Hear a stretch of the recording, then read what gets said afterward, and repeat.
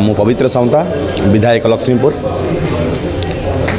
आज विश्व युव दिवस स्वामी विवेकानंद जन्म दिवस को आम युव दिवस भाव पालन करुचे। निहाती भाव कार्यक्रम जोगदे मत बहुत गर्व अनुभव होची। आज समस्त युवक मानी एक सौभाग्यर दिन। मु जहाँ मन करुच्ची युवक माने हेले देशर शक्ति, देशर भविष्य एवं देश गढ़ एम भूमिका महत्वपूर्ण। तेणु प्रत्येक युवक युवती जो माने युवक अवस्था अच्छा से माने जदि चेष्टा करेंगे, संघर्ष करेंगे, निहाती भाव सफलता आसब, एथिरे कौन संदेह नहीं। तेणु आम निजर आत्मविश्वास को सुदृढ़ करवा एवं निज स्वप्न को साकार करने जेकोसी मुहूर्त आम संघर्ष लड़े करने जारी रखा ताहले सफलता निहाती मिल।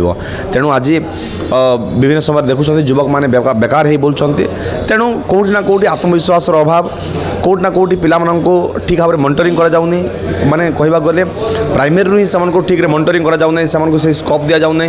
से निजर अंतर्निहित से गुण को से टैलेंट को जानी पारु ना, जहाँफल दिशाहीन भाव में पथभ्रष्ट हो जाउछन्ति। तेणु समस्त युवक युवती को मोर अनुरोध, सफल पाइबा हेले प्रथमे निजर भीतर थिबा से अंतर्निहित शक्ति को माने चिन्हतु एवं से दिगरे आगक बढ़ंतु एवं परिश्रम करिवारे जदि केबे मते पछघुंचा करंतु नहीं, सफलता निहाती भाव आसीबो।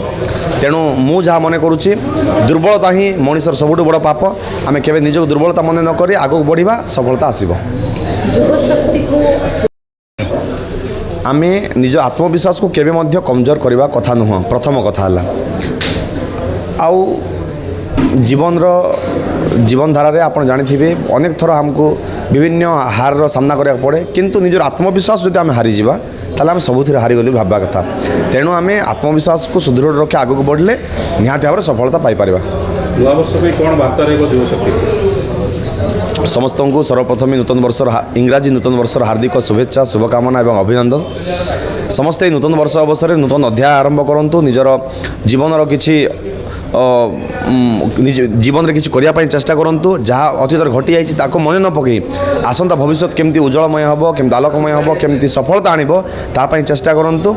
एवं निजर बापा माँ दायित्व को, निजर बापा माँ जो आशा आकांक्षा रही पूरण करूँ।